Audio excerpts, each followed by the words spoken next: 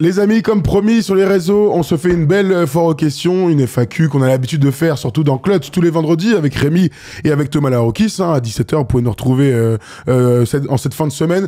Il n'empêche qu'on avait envie de vous laisser la possibilité de nous laisser des questions sur un post, via un post sur les réseaux sociaux ou en nous appelant. Donc, on va commencer maintenant avec, encore une fois, tous les sujets sont ouverts ou pas de ce dont vous voulez. Bon, comme il y a beaucoup de questions, je pense qu'on pourra pas tout prendre, on n'est pas fou. Mais pendant une demi-heure, on va essayer de répondre à vos questions. Basket en priorité, même si je vois des questions catastrophiques.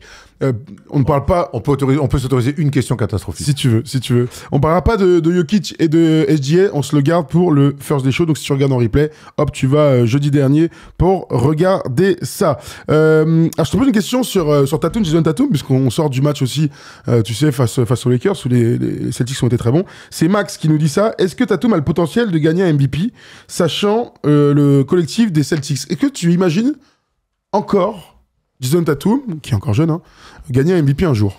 Pas cette saison, ça on n'y croit pas. L'histoire montre que chaque année, il y a plus fort que lui, et pas que un qui est plus fort que lui. Il y a toujours 2, 3, 4 mecs plus forts que lui dans la course au MVP.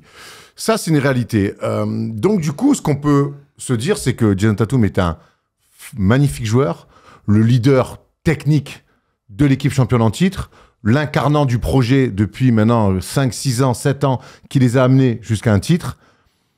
Mais le fait que ce mec-là n'ait jamais été, ne serait-ce que même deuxième sur un MVP, où il y a eu des périodes de 3-4 mois en début de saison, on s'est dit, tiens, c'est peut-être son année. Moi, j'ai parfois dit, sur des débuts de saison, ah, tiens, cette année, je sens bien Jason Tatum.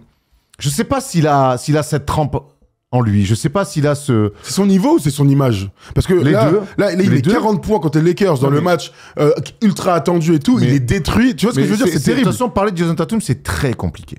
C'est très compliqué parce qu'il est très fort, mais parce qu'en même temps, il n'est pas assez fort pour aller sur des choses comme être MVP. Maintenant, mettre 40 points dans des matchs, dans des gros matchs, mais bien sûr qu'il sait le faire, il peut en mettre 50, même 60 si tu veux. C'est pas la question. Être MVP, c'est faire une saison complète où tu fais l'unanimité. Et qu'on le veuille ou non, c'est la réalité des votes, c'est la réalité du ressenti, c'est que Jason Tatum ne fait jamais l'unanimité. Et quand il y a débat avec Jason Tatum, il y a toujours, je l'ai dit, 2, 3, 4 mecs meilleurs que lui. C'est fou parce que dans le match contre Cleveland, là, tu sais, il est extraordinaire. Il a 30 points à la mi-temps, il finit à 46. Le problème, c'est qu'ils perdent et que dans le dernier quart-temps, il rate des trucs de ouf. Et ça, je trouve que ça dit tout de Tatum. Alors, il est champion et il va continuer. Il continue à progresser. Thomas, tu dis qu'il est champion. On se souvient, on a eu le débat, on n'était pas d'accord avec. Avec qui? Avec des gens. Ah oui. Pour moi, Tatum était MVP. J'avais pas trop de soucis avec ça. Moi non plus. Mais bon, c'est Jalen Brown qui est MVP des finales. Oui, bien sûr. C'est Jalen Brown qui est MVP des finales de conf. Donc en fait, il y a toujours quelque chose. Même quand il est champion NBA, au sein de son équipe, il y a des mecs qui vont dire. T'as été très bon, parce qu'il est très bon en finale, sur le global. Mais en fait, il y a un mec dans ton équipe qui est meilleur que toi. Et ça tu rajoutes à ça, le mois d'après, les JO, ce qui s'est passé. C'est presque du jamais vu pour un joueur de sa trempe. Multiple NBA First Team, multiple star, 27 points par match et tout. Il y a un truc qui dégage de lui qui est non palpable, encore moins nous devant notre écran. Tu vois, à un moment donné, c'est juste la réalité des choses. Alors, mais je dis ça, peut-être que dans 3 ans, ce sera le meilleur joueur de la ligue. En tout cas, c'est ça qui est merveilleux avec le basket. Je sais que ça rend fou certains fans des Celtics, certains fans de Tatum. On est dur, on est ci, on est ça.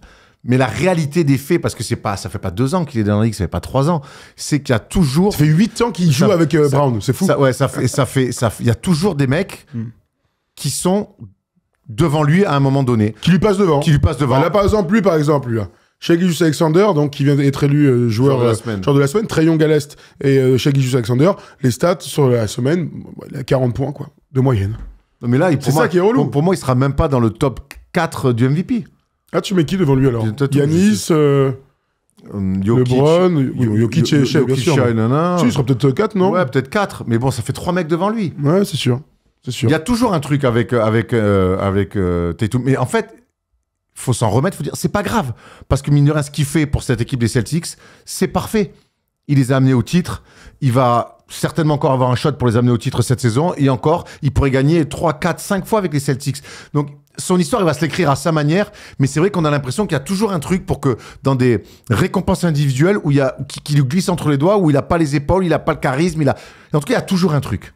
Il y a un joueur surtout, ou 2. Oui, il y a un joueur ou deux. Il y a quelqu'un qui disait non, c'est Jaylen Brown qui l'a eu. Non, c'est Tatum qui l'a eu cette année. Non, Tatum a eu pour la première fois lorsque le trophée a été créé, c'était en 2022. Et il avait gagné. Voilà, ils perdent en 2022. Ensuite en finale contre les Warriors. Mais Jason Tatum a déjà gagné il y a 2 ans. On va accueillir Nico qui nous a appelé pour poser une question, discuter un petit peu avec nous.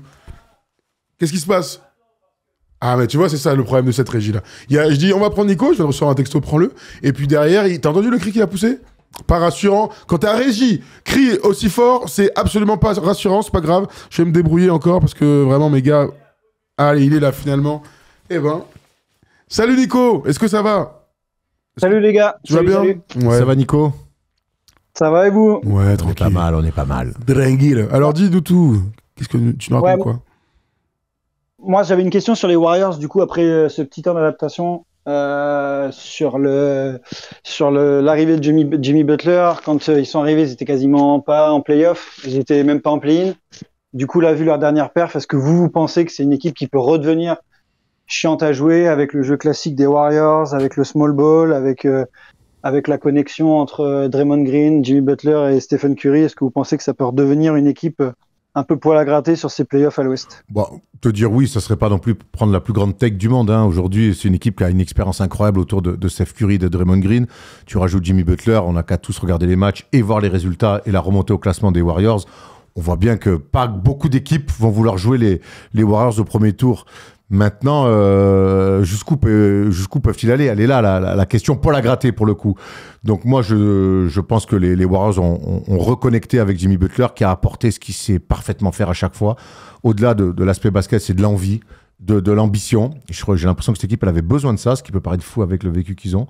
Mais bon, c'est clairement ce qu'a apporté Butler. Et puis dans le basket, il apporte des choses. On l'avait vu en palette dans un First Day Show, qui rajoute encore un peu plus de choses dans l'attaque des Warriors. Moi, je trouve très cool à les voir jouer. Et j'ai hâte de les voir en playoff. Et je pense qu'ils vont y aller directement en plus. Hein. Ils sont dans le top 6 actuellement à l'Ouest. Je serais déçu qu'ils retombent dans le play-in. Ouais. Ça rejoint une question de Moïse là, sur Facebook. Il nous avait dit, est-ce que Jimmy Butler est vraiment un franchise changer? Et dans ce que tu viens de dire, et ce qu'on avait déjà pu voir sur ces 3 trades, ces 3 changements d'équipe précédents, oui. Il fait partie de ces... Et là, le fait que ce soit aux Warriors, ouais, ça donne encore plus de crédit. Ça met un tampon définitif là-dessus. Il est un mec, lorsqu'il arrive dans l'effectif, ça change tout. L'équipe est tout de suite plus forte dans le basket, mais aussi dans les résultats, dans ce qu'elle dégage. Je sais pas, je suis comme Erwan, j'arrive pas du tout à me projeter sur ces playoffs, le nombre de tours qui peuvent passer. Ce que je vois, c'est qu'aujourd'hui, les Nuggets sont 3e, les Warriors sont 6e. Un premier tour, Warriors-Nuggets, je signe, mais tout de suite, parce que c'est 2 équipes en forme avec beaucoup d'atouts différents, même si les Nuggets, a priori, devraient passer. Mais c'est aussi... une super chose pour les Warriors, parce qu'en début de saison, même si c'était bien, on se disait, bon, bah voilà, ça va être encore une équipe de play-in, une équipe qui a aucune chance d'être championne. Je dis pas qu'elle a des chances maintenant de l'être, mais en tout cas, elle s'est rapprochée des meilleures équipes. Et en ça, c'est quand même surtout une très bonne chose. Steph Curry, il est quand même plus proche de la fin que du début. Et surtout, il est redevenu un Steph Curry kiffant à avoir joué. Les Warriors sont redevenus kiffants à avoir joué. Et c'est comme LeBron. C'est des plaisirs qu'on a envie de voir le plus longtemps possible. Tout à fait. Et merci à Jimmy Butler d'avoir redonné un peu d'éclat à ce basket-là, qui est très cool. Et en plus, je te dis, on voit des choses qu'on voyait pas non plus autour de Steph Curry et Draymond Green. Donc non, moi, je te rejoins. Ça va être une équipe chiante qui aura... Tu te rends compte, Nico, ça sera une équipe avec ce vécu-là, cette expérience-là, qui en plus n'aura rien à perdre. C'est l'enfer de jouer les Warriors. Hein. Oui, c'est clair. C'est ça. Et même, comme vous l'avez dit, hein, même si on ne les voit pas gagner le titre, c'est vrai que ça remet une excitation autour de certaines séries à l'Ouest, avec les Lakers notamment, où on ne sait pas ce que ça va donner, mais il peut y avoir un peu d'excitation. Donc, ouais. Complètement, moi je te rejoins là-dessus. Merci Nico de nous avoir appelé. Et excuse-moi, j'ai complètement oublié. En fait, Nico avait appelé pour passer sur Josh Giddey. Et donc, évidemment, t'étais prévu et tout. J'ai complètement zappé, mec. Alors, je suis désolé. Je t'ai zappé complet. Pas de souci. Voilà. Je vous mettrai quelques anecdotes tous les lundis sur Malakoff, sur cette belle saison 2018. Ah, c'était toi. Mais c'est toi, mais d'où tu la sors? Ben, j'étais dans votre poule cette saison-là. J'étais dans le centre de formation de Poitiers. Et on avait notre coach qui venait de Paris et qui nous avait prévenu sur la dureté de dégâts de Malakoff. C'était le pré-match de la saison. Ah, c'est vrai, mais on avait gagné 2 fois. On avait gagné 2 fois, mais c'était des bons matchs contre vous chaque fois. On a joué dans la grande salle là-bas. Ouais, on a joué dans la grande salle. Ça brassait. Ouais, dans Saint-Éloi, exact. Oui, à Saint-Éloi, exactement. J'ai mis quelques bonnes filoches, il me semble, contre Poitiers. Des bonnes grandes filoches. Comment tu te souviens encore de ça? Tu te souviens pas des mecs avec qui on bosse, les prénoms et tout? Par contre, tes grandes filoches à Poitiers, il y a 15 ans, dans un championnat minable? Non mais attends! Minable, je ne te permets pas. Erwan, c'est un championnat C'est minable. pas parce que tu joues 3 minutes que C'est pas une question de 3 minutes, c'est quand je vois avec qui je jouais, je peux te dire que c'était un championnat minable. Et on gagnait des matchs, c'est dire. Relou en défense, Thomas. N'importe quoi. Si, Thomas, très aussi. Mais mes qualités ne sont plus. Les qualités de Thomas Dufont ne sont plus à remettre en avant, on s'en branle, c'est une autre vie. Si Erwan veut faire sa petite nostalgie à 2 balles, laissons-le. Qui fait, oui, je suis. Mais moi, ne parlez pas de moi, moi j'en ai rien à faire. J'en ai rien à foutre de sport de merde. T'as vu Nico avec qui je dois bosser tous les jours? Tu sais, c'est bien un petit peu de la nostalgie des fois, surtout quand c'est de la branlette. De la branlette, c'est pas la nostalgie. La branlette aussi, ça fait du bien, Thomas. Ah bah ouais, bah. Autant que la nostalgie. J'ai dit. Oh non, t'as pas la tête. Merci Nico, ne nous appelle plus jamais. Et les anecdotes, on en veut si t'as. Avec plaisir, avec plaisir. La semaine prochaine, on pourra parler de tout ça si tu veux, avec plaisir. Salut Nico. Si tu te souviens de certains trucs. Si quelqu'un a une cassette d'ailleurs d'un autre match à Malakoff, n'hésitez surtout pas à nous l'envoyer. Un coach, un dirigeant, un truc. J'ai pensé à ça la dernière fois. J'ai fait un appel. Tous les mecs, n'importe quel, dans tous les clubs où je suis passé, c'était un DVD. Un truc. N'hésitez bien pas. ou mal, mais juste qu'on rigole, quoi. Bien de préférence. Oui, bien de préférence, mais vas-y. Il y a des matchs dramatiques. Il y a plus de matchs dramatiques que de super matchs. T'es un peu comme LeBron. C'est-à-dire que, je vous rappelle ses stats, LeBron a plus de matchs en carrière à 50 points ou plus qu'à 10 points ou moins, un peu comme Erwan. Non, mais il y a des sorties, frère, on pourra pas faire de règles dessus. C'est dire que ça fout la haine. Si, on pourra. Mais ça, le match va pas durer longtemps. Il y a eu des drôles de samedi soir. Allez, bref. Allez. Erwan Abotrick. Oh, bravo. Allez, on enchaîne avec un deuxième. J'avais des questions sur mon téléphone, mais vous savez quoi? Il y a Guillaume qui nous a appelé. Alors, on va écouter ce qu'il raconte le Guy. Super. Ah, salut Guillaume. Salut Guillaume. Oui, bonjour. Oh, belle voix, j'adore. Oh, attends, on est sur RTL2, quoi. Oui, bonjour. C'est l'émission de Wax sur RTL2. Salut, c'est la matinale, on est 6 à 9, on est là avec les grands loulous à vous nous appeler, on a des cagnottes à vous faire gagner. Salut Séverine, ça va bien dormi? C'est directement les grosses têtes. Attends, c'est Garou qui appelle, frère, ou quoi? Tu viens d'où? Tu nous appelles d'où? Qui es-tu? Raconte-nous ta vie, dis-moi d'où tu viens. T'es amoureux? Dis-moi, parle-moi, s'il te plaît. Oui, non, mais oui, je suis amoureux. Mais Erwan, tu sais qu'on s'est déjà croisés. Allez, moi, j'ai croisé la terre entière. Pour le bon, on s'est croisés. Non, mais attends, on s'est directement croisés à une soirée à l'époque de Mehdi Maizi. La famille. Qui faisait des soirées au Sacré. Ouais, on connaît. Intense. Tu sais, le premier truc qu'on s'est dit, on a insulté Jacques-Henri Hérault ensemble. Je crois que je m'en souviens. Je m'en souviens, très bien. Donc, très bien. un bon moment. On a passé un bon moment. Super. Bon, de quoi on parle là? Parce que parlons pas des soirées avec Mehdi, s'il te plaît. Qu'on adore, d'ailleurs. On embrasse Mehdi toujours. Toujours. Ouais, des bisous à Mehdi, évidemment. Alors, de quoi on parle? Moi, je vous appelais pour parler des Grizzlies, parce que c'est quand même une équipe dont vous avez très peu parlé cette saison, voire peut-être pas du tout, si je dis pas de conneries. On va t'expliquer pourquoi après, mais vas-y, pose ta question. Moi, ma question, c'est juste, selon vous, qu'est-ce qui fait qu'il pourrait passer de juste bonne équipe de saison régulière à clair contender? Faut que Ja Morant redevienne le joueur qu'il a été et de manière très régulière, ou qui continue en tout cas la progression qui devait l'amener vers les sommets de la NBA, c'est-à-dire un niveau de MVP. Aujourd'hui, ils mettent en place des choses très intéressantes. Desmond Bane est installé comme un excellent joueur NBA. Jaren Jackson Jr. comme un des meilleurs pivots poste 4 de la ligue.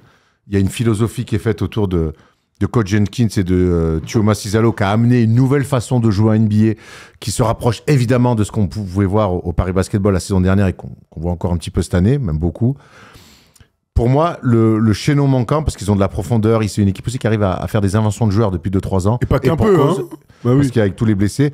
Je crois que le chaînon manquant, et on va voir comment ça va se passer, c'est qu'il faut que Ja Morant redevienne le meilleur joueur de l'équipe déjà. C'est pas le cas aujourd'hui pour moi, c'est Jaren Jackson Jr. Il faut qu'il redevienne ce leader en mode je suis un MVP. Il fait une saison correcte, mais aujourd'hui, Ja Morant, on n'attend pas qu'il soit correct. Moi, j'attends de retrouver un mec qu'il a été, ce qu'il était avant les ennuis judiciaires ou autres. Ouais, off court. Mais ce qui est sûr, c'est que on retrouve depuis là quelques matchs Ja Morant dans les stades, dans l'influence. Là, je vous donne juste vite fait ces 5 derniers matchs. Victoire contre les Pelicans, 32 points, 6 passes. Victoire contre les Mavs, 31 points, 8 passes. Défaite contre KC, il est à 24, ça redescend un peu. 25 points contre les Knicks, c'est une défaite aussi. Et dans l'incroyable match face aux Suns, là, il met 29 points. Un match et une victoire qui se finit en prolongation. J'ai l'impression que qu'il a été dans le collectif, qu'ils ont eu moins besoin qu'il joue beaucoup de ballons, qu'il soit omnipotent quelque part dans leur système, parce que, tu l'as dit, Thiago Massidalo a amené une nouvelle philosophie qui fait que tout le monde peut performer, et donc les standards de l'équipe sont jamais très bas, malgré des blessures, des méformes, des trucs, ils sont jamais très bas, ce qui leur ont permis d'être tout en haut de la conférence Ouest pendant toute la saison. Maintenant, quand tu te projettes sur la suite, et là je te rejoins complètement, la NBA, c'est une ligue de talents, c'est une ligue de stars. Et donc, tes stars doivent être au top de leur forme, déjà sur le terrain, bien lunés, et dans ce type de stats-là. Parce que Ja Morant, on l'attend en playoff, on l'attend passer des quêtes. Donc, aujourd'hui, ils sont à la bagarre pour l'avantage du terrain. Ils devraient finir 4-5, admettons, s'ils ne se cassent pas trop la gueule. Voilà, je les imagine passer un tour. Parce qu'entre Houston et Memphis, ça devait s'arrêter là. Je pense que Memphis a une vraie carte à jouer face à Houston. Donc voilà. Après, pour imaginer plus... C'est toujours pareil. On n'y est pas encore. On n'y est pas encore, malheureusement. Mais t'as raison, on n'y est pas encore, mais souviens-toi, quand Ja Morant pète et qu'ils enchaînent 2 saisons d'affilée régulières où ils finissent 2e, 3e, et qu'ils sont tout jeunes, on se dit, ok, ils ont, avec Dillon Brooks et tout, avant qu'ils partent dans leur délire de petits cons branleurs, là. Oui. Donc, Ja Morant leur a fait perdre un temps incroyable, je trouve.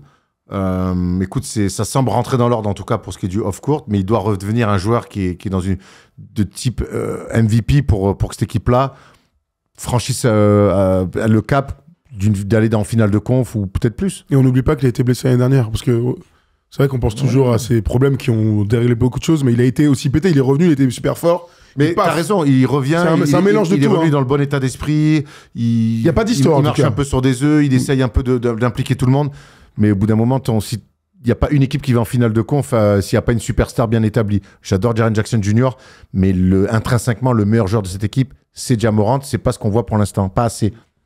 Absolument. Est-ce qu'on a répondu à ta question, Guillaume? Tu peux est-ce que tu es d'accord avec nous? Je suis d'accord avec vous globalement. Après, moi, le problème que j'ai cette saison, c'est que...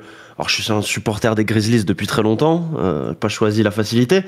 Mais en fait, cette saison, dès qu'on joue contre une équipe top 5, Est ou Ouest, on n'est pas au niveau, en fait. Non.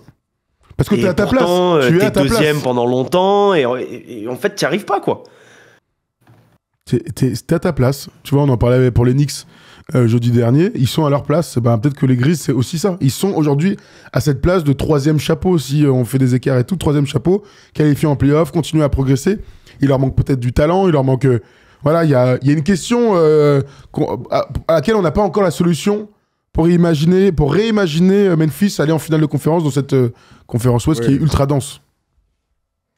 Donc je pense qu'on est plutôt... Ouais. Bon. Non, mais je suis d'accord avec vous là-dessus. On va espérer que Ja Morant redevienne celui qu'on avait vu mettre des cartons en play-in, celui qu'on a vu être décisif parfois dans la série contre Minnesota, etc. Mais on va continuer d'espérer, quoi.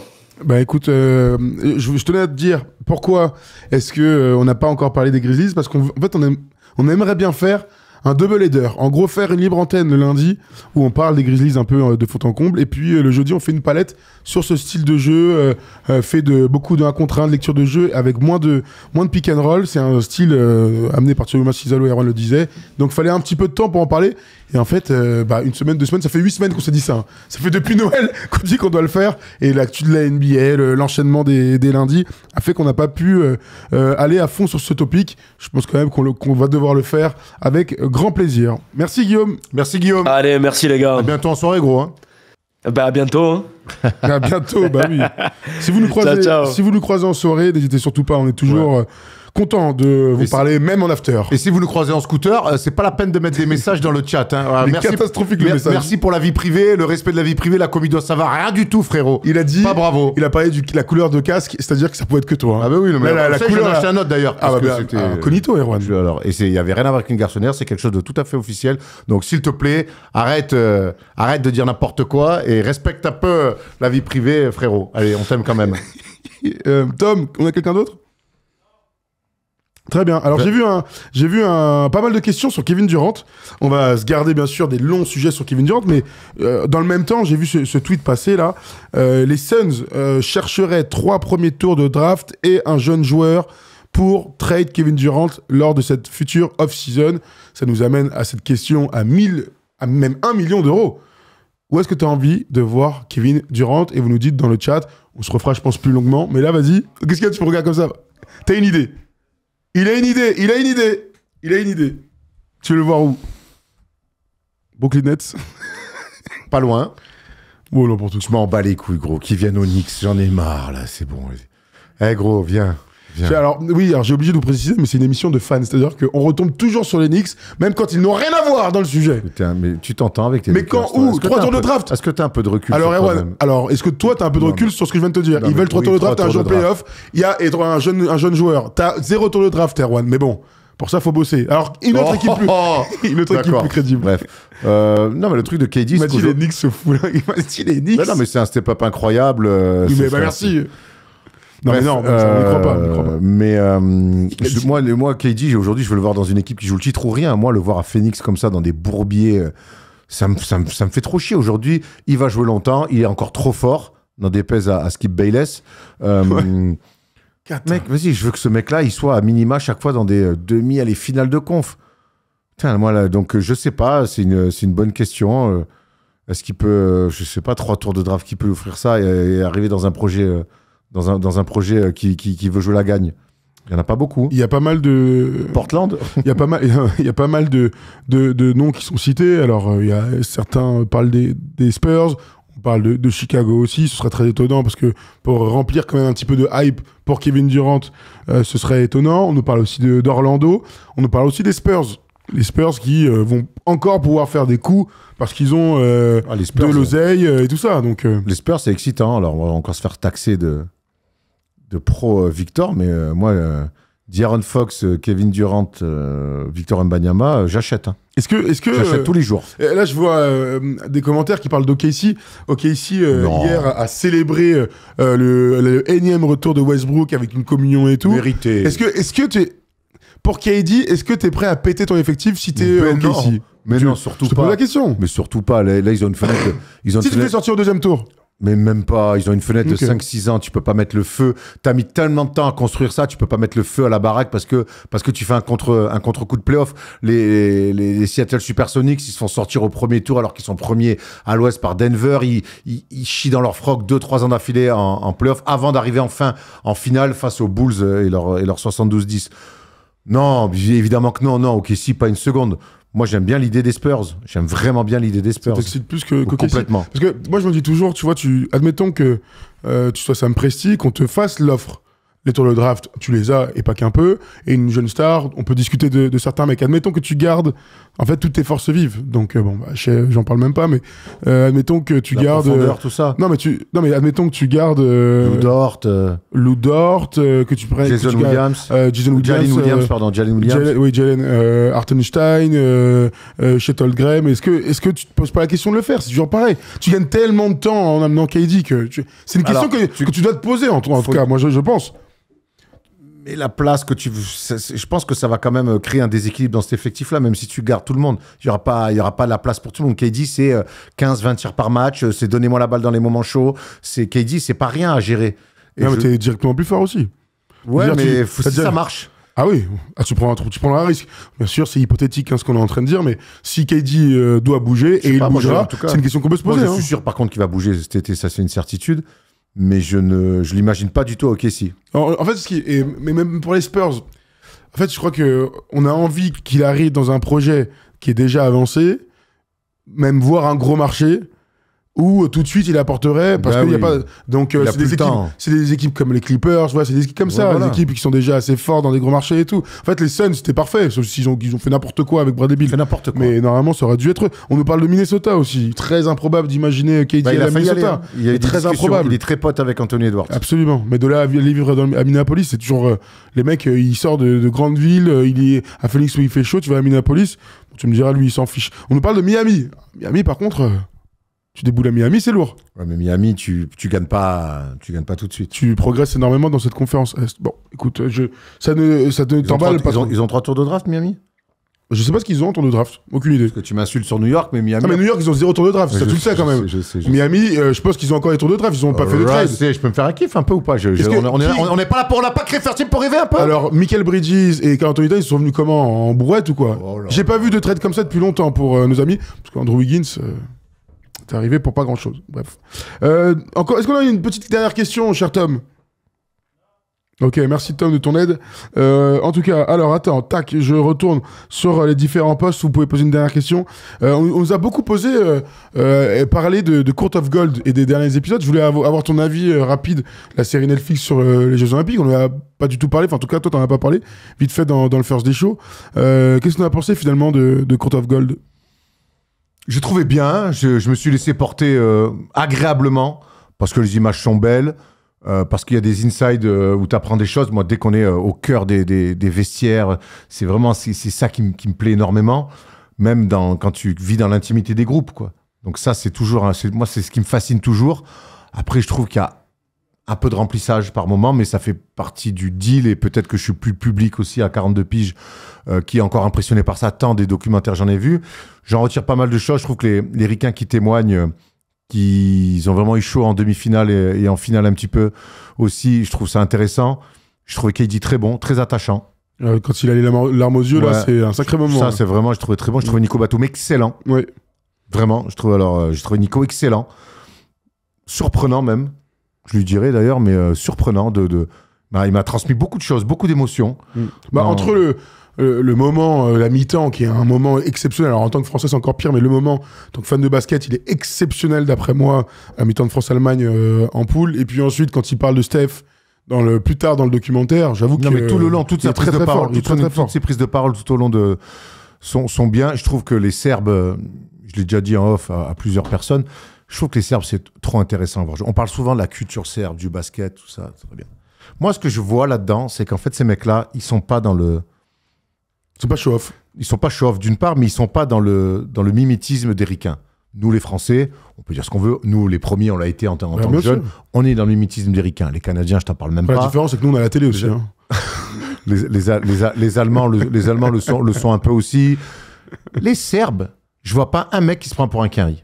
Leur culture est très forte. Pas un. C'est que être un basketteur en Serbie, c'est être un basketteur. C'est pas être un joueur NBA, un quinri. Et ça va tellement avec cette culture du basket serbe qui est propre, cette espèce de connaissance du jeu, de respect du jeu. Et j'ai trouvé archi intéressant Bogdanovic, évidemment, très bon là-dedans et l'incarnant de tout ça. C'est que ces mecs-là, eux, ils sont beaucoup moins dans... Après, show-off... c'est aussi une manière d'être. On a grandi là-dedans, nous. C'est nos repères, en fait, la NBA, les joueurs NBA. Le côté, on roule des mécaniques, les claquettes, les trucs. Ouais, tu connais. Tu vois, on a grandi là-dedans, nous, quand on était en centre de formation. C'était un peu nos repères. Tu sens que les Serbes, pas du tout. Pas du tout. Eux, ils ont une culture à eux qui est propre à eux-mêmes et qui s'éclate là-dedans et qu'ils n'ont pas besoin de recopier les autres. Et ça se sent dans leur manière d'être, dans leur manière de jouer au basket et dans leur manière de regarder leur adversaire les yeux dans les yeux. Et ça m'a fait kiffer. Mais moi, honnêtement, j'ai lu pas mal de commentaires, parfois négatifs, en parlant de parfois on s'ennuie, on leur préférait d'autres histoires. C'est vrai que Gershon est très peu... on en parle très peu finalement de Gershon à part son dunk, etc. Ouais, Gershon, c'est des trucs qui étaient prévus à la base. Personne n'a prévu. Exactement. Au début, on part pour jouer Victor, Rudy, Nico, poste Nico. Oui, Gershon, en fait, ils l'ont pas attendu. En fait, Gershon, il n'est pas attendu aussi fort. J'imagine que les mecs de Netflix, ils connaissent le basket, mais pas assez pour se dire, bah attends, Gershon, c'est le meilleur français depuis 3 compètes. Et puis, est-ce que c'est plus fort d'avoir Victor Wembanyama, le prodige du basket mondial, ou Gershon Yabusele qui fait le tournoi pour retourner en NBA, tu vois, au bout d'un moment, faut savoir ce qu'on demande. Moi, franchement, je fais partie des gens qui ont été très conquis parce que, déjà, et c'est ça qui est imbattable, c'est que c'est des images léchées et inédites. À un moment donné, tu te retrouves dans les vestiaires des mecs avant les matchs et dans la défaite, d'être dans le vestiaire du Canada quand le coach du Canada dit Chez, c'est toi le meilleur joueur, c'est à toi de parler. Ça, c'est des trucs qu'on voit jamais, ça. Allez, tu te lèves. Et puis ce qu'il dit. Bon, bah, j'étais pas prêt à jouer. J'ai compris que c'était les Olympiques. Bah ouais, frérot. Mais c'est normal. Parce que cette équipe, ce pays n'a pas joué les Jeux depuis 24 ans. Donc, à un moment donné, il y a l'apprentissage des grands moments de la sélection nationale. C'est une équipe qui joue ensemble depuis 1 an. Donc, c'est normal d'être confronté à ça. Mais ces petits moments-là de vestiaire, de relations et tout, mais ça, c'est des trucs hors normes. Et les rien pleurs, pour ces trucs-là. Les pleurs de Mo Wagner. Mais Mo Wagner, la tête qui fait, t'es là, t'as des frissons directs. Wow. T'as des frissons directs. Donc, pour moi, c'est très réussi. Bien sûr, le premier épisode, c'est de la mise en place, il se passe rien.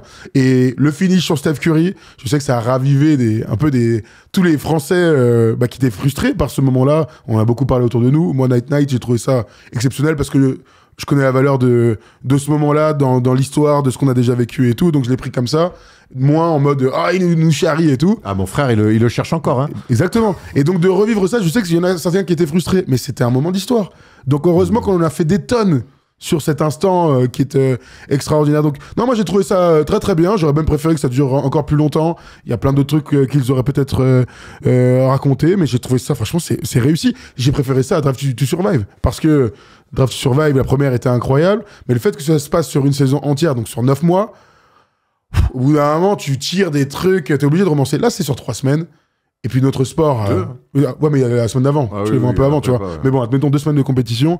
Notre sport donne tellement de choses en termes de personnages et de personnification des mecs que j'ai du mal à tirer sur un documentaire que j'ai trouvé très très bien. C'est un bon moment. Exactement, j'ai passé un moment et je l'ai regardé très très vite. Et je pense que je le regarderai plusieurs fois, même si je dis ça pour le tour de Michael Jordan, que j'ai toujours pas revu. Faudrait que je le regarde d'ailleurs. Ouais, moi non plus, The Last Dance. Tu vois, on l'a pas vu depuis le... Voilà, il faut que je le regarde. Ça fait 5 ans, hein, c'était pas en Covid. Bah, je vais attendre un autre Covid. Oh, vache, drôle de take.